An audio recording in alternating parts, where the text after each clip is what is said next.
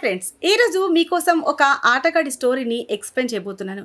ఈ మూవీలో ఒక వ్యక్తి పెళ్ళయి భార్య ఉన్నా కూడా చాలా మంది అమ్మాయిలతో దబిడిదిబిడి చేస్తూ ఉంటాడు. నిజానికి వీడు ఒక సైకో టైప్. అమ్మాయిలని దారుణంగా టార్చర్ చేస్తూ అనుభవిస్తూ ఉంటాడు. పైగా ఒకరికి తెలియకుండా ఒకరిని వాడుకుంటూ ఉంటాడు.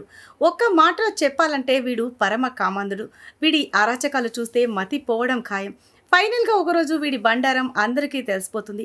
అప్పుడు ఆ అమ్మాయిలు వీడిని ఏం చేశారో తెలియాలంటే ఫుల్ మూవీ చూడాల్సిందే.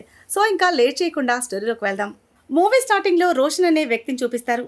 ఇతను సిటీలో పనిచేస్తూ సెలవు దొరికినప్పుడల్లా ఊరికి వస్తూ ఉంటాడు. రోషన్ తన తల్లితో కలిసి నివసిస్తున్నాడు. వాళ్ళ అమ్మా నాన్న ఎప్పుడో విడాకులు తీసుకున్నారు. అందువల్ల రోషన్ తన తల్లితో ఉంటున్నాడు.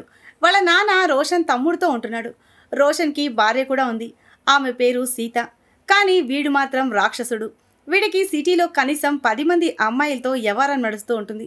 వీడు ఇంటికి వచ్చినప్పుడల్లా భార్యని తిట్టి ఆమెతో దారుణంగా రాత్రంతా పశువులాగా కోరిక తీర్చుకుంటూ ఉంటాడు. అందువల్ల ఆమె వీడి భార్య నుంచి నన్ను రక్షించు దేవుడా అని కోరుకుంటూ ఉంటుంది. ఎందుకంటే ఇంతకు మించి ఆమె ఏమీ చేయలేదు. ఇప్పుడు రోషన్ సెలవులు పూర్తవగానే తిరిగి సిటీకి వెళ్తూ ఉంటాడు. వీడు ఎంత నీచుడైనా వాడి భార్య మాత్రం వాడికి కనీసం దారిలో తినడానికి క్యారేజ్ బాక్స్ పెట్టిస్తుంది. ఇది శాంపిల్ మాత్రమే. ఇంకా ముందు ముందు వీడు ఎన్ని అరాచకాలు చేస్తాడో మీరే చూస్తారు. వీడు సిటీకి వెళ్ళడానికి ఒక బస్సు ఎక్కుతాడు. అందులో ఒక అమ్మాయి ఉంటుంది. వీడు ఆ అమ్మాయిని చూడగానే వీడికి లేనిపోని కోరికలన్నీ కలుగుతాయి. వీడు ఆమెని మింగేసేలాగా చూస్తూ ఉంటాడు. కానీ ఆ అమ్మాయి వీడి వైపు కనీసం చూడకుండా వాడిని చూసిన వెంటనే మొహం తిప్పేసుకుంటుంది. అయితే వీడు మాత్రం ఆ అమ్మాయిని ఎడతెరిపి లేకుండా చూస్తూనే ఉంటాడు. అంటే వీడు తన్నులు తినే వ్యవహారం మొదలుపెట్టాడనమాట. అదే సమయంలో రోషన్ ముందు సీట్లో కూర్చున్న ఒక వ్యక్తి ఒక కామెడీ వీడియోని రోషన్కి చూపిస్తాడు. అందులో ఒక వ్యక్తి తాగిన మత్తులో కుక్కతో ఆడుకుంటూ ఉంటాడు. ఇది చూసి రోషన్ షాక్ అవుతాడు. ఎందుకంటే ఆ వీడియోలో ఉన్న వ్యక్తి స్వయాన రోషన్ తండ్రి. ఎవరో ఆ వీడియో తీసి వైరల్ చేశారు. కాబట్టి రోషన్ పరువు పోకూడదు అని సడీసప్పుడు లేకుండా ఏమీ మాట్లాడకుండా మౌనంగా ఉండిపోతాడు. నెక్స్ట్ సీన్లో రోషన్ ఆఫీస్లో ఉంటాడు. అప్పుడు వాడి ఆఫీస్కి వాణి అనే అమ్మాయి వస్తుంది. ఆమెను చూసి కూడా వీడి మనసులో గంటలు మోగుతాయి. వాణి రోషన్తో, సార్ నాకు మీతో ఒక చిన్న పనుంది. అదేంటంటే మా నాన్నగారు కూడా ఇక్కడే పనిచేసేవారు. అయితే కొన్ని రోజుల క్రితమే ఆయన చనిపోయారు. ఆయన పేరు మీద ఒక ఇన్సూరెన్స్ ఉంది. అది క్లెయిమ్ చేయాలంటే మీరు అప్రూవ్ చేయాలి. దయచేసి అప్రూవ్ చేయండి అని అడుగుతుంది. ఈ జొల్లుగాడు ఆ మాట విన్న వెంటనే, అరే నేనున్నదే మీలాంటి వాళ్ళ కోసం, అంటే ఆ పని వెంటనే చేసేద్దాం. ఈలోగా మీరు కాఫీ టీ ఏం తాగుతారని అడుగుతాడు. ఆ విధంగా వీడు ఆమెని మాటల్లో పెట్టి లైన్ వేయడానికి ప్రయత్నం చేస్తాడు. అయితే వీడికి పెళ్ళైన విషయం ఆల్రెడీ మనకు తెలుసు. తర్వాత రోషన్ ఒక హోమియోపతి డాక్టర్ దగ్గరికి వెళ్తాడు.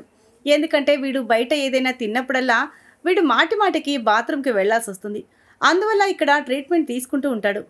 అందుకే రోషన్ ఇంట్లో తప్ప బయట ఏమీ తినడు.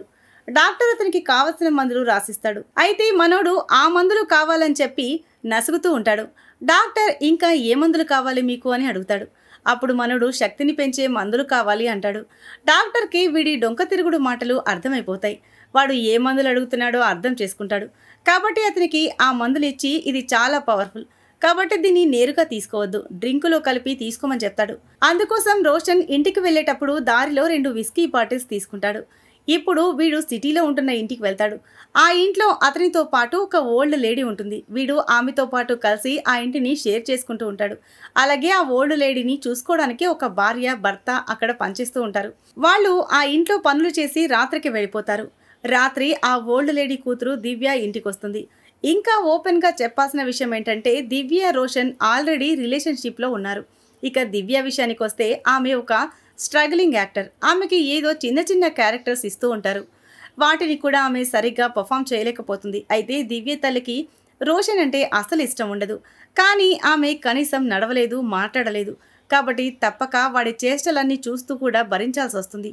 ఈ అవకాశాన్ని రోషన్ ఉపయోగించుకుని దివ్య పట్ల చాలా దారుణంగా ప్రవర్తిస్తూ ఉంటాడు. అంటే మీకు తెలిసిందే కదా, వీడు పశువులాగా అమ్మాయిలతో కోరిక తీర్చుకుంటూ ఉంటాడు. తర్వాత రోజు రోషన్ గాడు ఇన్సూరెన్స్ అప్రూవ్ పేపర్స్ తీసుకుని నేరుగా వాణి పనిచేస్తున్న ప్లేస్కి వెళ్తాడు. ఆమె ఒక బ్యూటీ పార్లర్లో పనిచేస్తూ ఉంటుంది. ఆమె రోషన్ని అక్కడ చూసి చాలా సంతోషంగా ఫీల్ అవుతుంది. వాడు స్వయంగా ఆమె కోసం ఆ పేపర్స్ తీసుకొచ్చాడని. అయితే ఆమెకి నిజం తెలీదు. వీడు ఎక్కడ అమ్మాయిలు కనిపించినా కూడా ఈగల కంటే దారుణంగా వాళ్ళని వెంబడిస్తూ ఉంటాడని. కాబట్టి ఈ దరిద్రుడు వాడి పని అక్కడ కూడా మొదలు పెడతాడు. వాణిని కాఫీకి పిలుస్తాడు. అయితే ఆమె ఏదో పనుందని చెప్పి నిరాకరిస్తుంది. ఈ దరిద్రుడు వాణిని మీట్ అయిన తర్వాత ఏదేదో ఊహించుకుని ఊహల్లో తేలిపోతూ ఉంటాడు. మరోవైపు దివ్య తన ఫ్రెండ్ నిఖితని మీట్ అవుతుంది. ఆమె తన ఫ్రెండ్తో రోషన్ తన పట్ల ఎంత దారుణంగా ప్రవర్తిస్తున్నాడో షేర్ చేసుకుంటుంది. అప్పుడు ఆమె ఫ్రెండ్ అసలే వాడికి పెళ్ళైంది, అలాంటిది వాడిని నువ్వెందుకు భరిస్తున్నావు, వాడు ఏదో ఒక రోజు నిన్ను వదిలేసి వాడి పెళ్ళాం దగ్గరకు లేదంటే ఇంకెవరి దగ్గరికైనా వెళ్ళిపోతాడు అంటుంది. అప్పుడు దివ్య, అరే నాకు వీడు ఇలాంటి వాడని ముందు తెలీదు, కానీ మిగతా అన్ని విషయాల్లో రోషన్ మంచివాడే, కానీ ఆ ఒక్క విషయంలో పశువులాగా ప్రవర్తిస్తాడు అని చెప్తుంది. నిజానికి ఆమె ఒంటరిగా ఇంట్లో ఉండటం వల్ల ఈ వెధవకి పైన ఉండే గది అద్దెకిచ్చానని చెప్తుంది. అలా అవసరమైనప్పుడు రోషన్ తన తల్లిని హాస్పిటల్కి తీసుకెళ్లడానికి సహాయం చేస్తూ ఉండేవాడని, ఒకవేళ నేను పనికి వెళ్ళకపోతే దగ్గరుండి మా అమ్మని బాగా చూసుకుంటాడు, ఎప్పుడైనా నాకు ఏదైనా డబ్బులు అవసరమైనా కూడా ఆర్థికంగా కూడా మాకు సహాయం చేస్తాడు, కానీ అతనిలో ఉన్న చెడు అలవాటు అదొక్కటే, ప్రతి రాత్రి శారీరకంగా చాలా టార్చర్ చూపిస్తాడు అని చెప్తుంది. అలా ఎందుకు చేస్తున్నాడో నాకు అర్థం కావట్లేదు అంటుంది. నేను ఇప్పుడు ఏమీ చేయలేని పరిస్థితిలో ఉన్నాను, నాకు వేరే ఏ ఉద్యోగం లేదు, మా అమ్మకి వైద్యం ఎలా చేయించాలి అంటుంది. తర్వాత నిఖిత దివ్యతో పాటు ఆమె తల్లిని చూడ్డానికి వెళ్తుంది. ఒక ఫ్రెండ్గా నిఖిత తన దగ్గర ఉన్న కొంత డబ్బులు తన అవసరాలకి ఉపయోగపడతాయని దివ్యకి ఇస్తుంది. తర్వాత రోషన్ ఊరికి వెళ్తాడు. అప్పుడు వాళ్ళ అమ్మ నాన్నతో కలిసి చిన్న పార్టీ చేసుకుంటారు.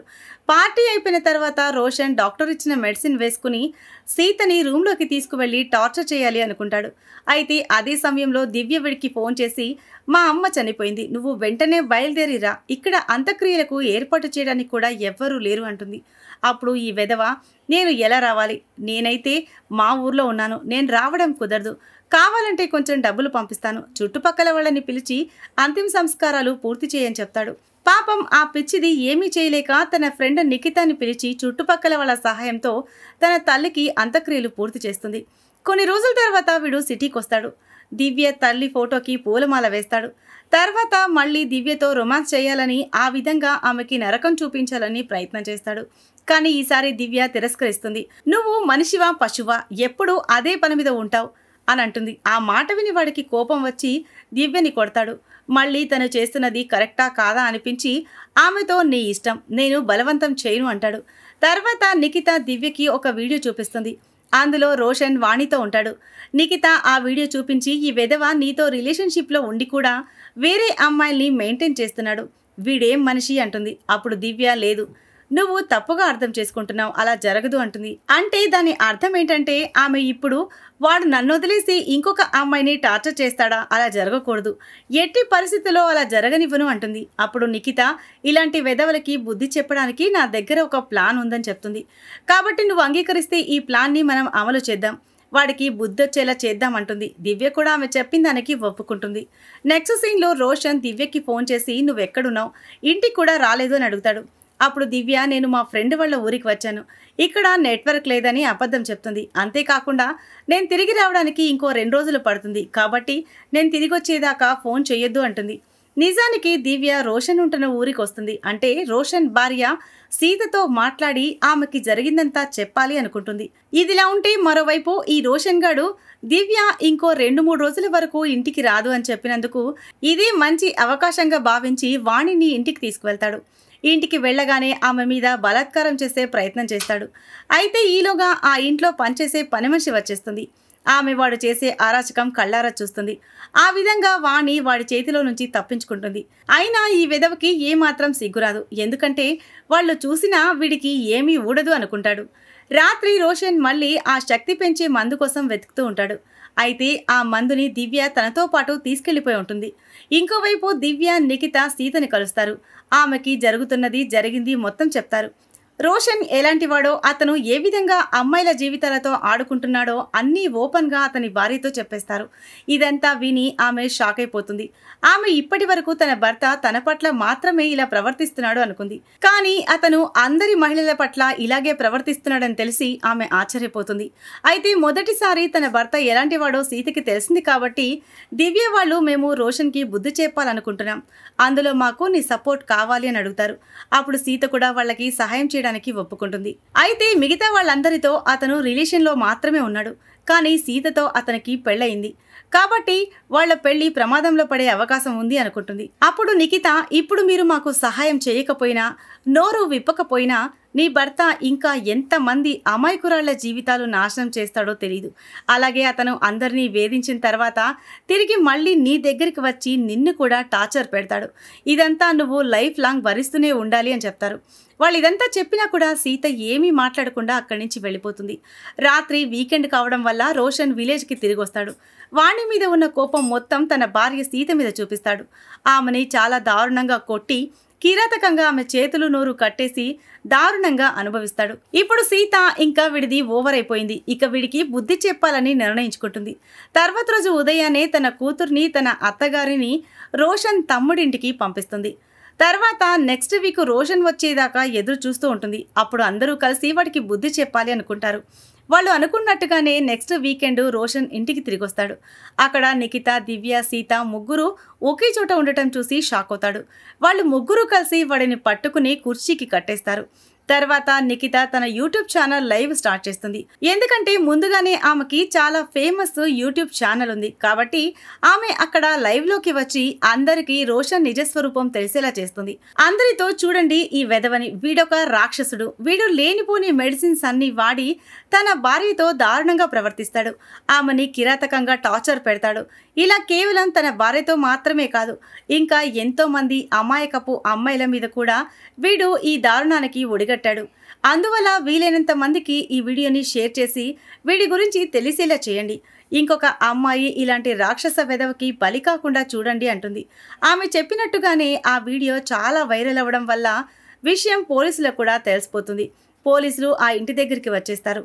ఎందుకంటే ఇది చాలా పెద్ద గందరగోళానికి దారి తీయబోతోంది కాబట్టి ఇది పోలీసులకి పెద్ద సవాల్గా మారొచ్చు. అందుకే వాళ్ళు అతన్ని ఎలాగైనా విడిపించాలి అనుకుంటారు. అంటే అతన్ని వాళ్ళ కంట్రోల్లోకి తీసుకోవాలి అనుకుంటున్నారు. అయితే సీత, దివ్య, నిఖితలు మేం వీడిని వదిలిపెట్టాం, ఎవరైనా లోపలికి రావాలని ప్రయత్నిస్తే మేం ముగ్గురు సామూహికంగా ఆత్మహత్య చేసుకుని చనిపోతామని హెచ్చరిస్తారు. కాబట్టి సైలెంట్గా జరిగేది చూస్తూ ఉండండి అని చెప్తారు.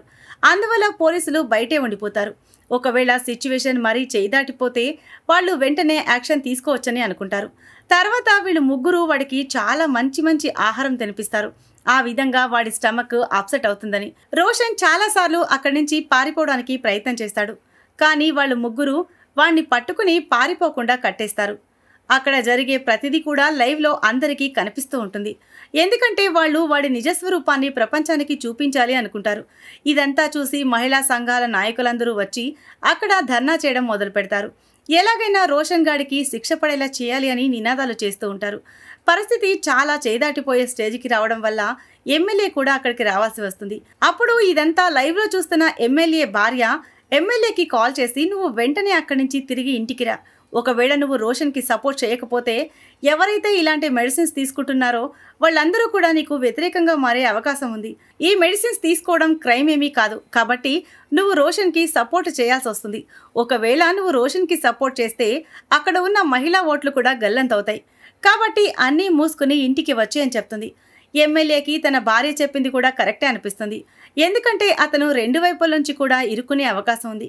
కాబట్టి ఎమ్మెల్యే సైలెంట్ అయిపోతాడు. అయితే మరోవైపు రాత్రంతా లైవ్ జరుగుతూనే ఉంటుంది. అప్పుడు సీత, ఇప్పుడైతే మనకి అందరూ సపోర్ట్ చేస్తున్నారు, కానీ తర్వాత రోషన్ పెట్టే టార్చర్ నేనొక్కదాన్నే భరించాలి అంటుంది. కాబట్టి మనం ఈ లైవ్ స్టాప్ చేయాలి అంటుంది.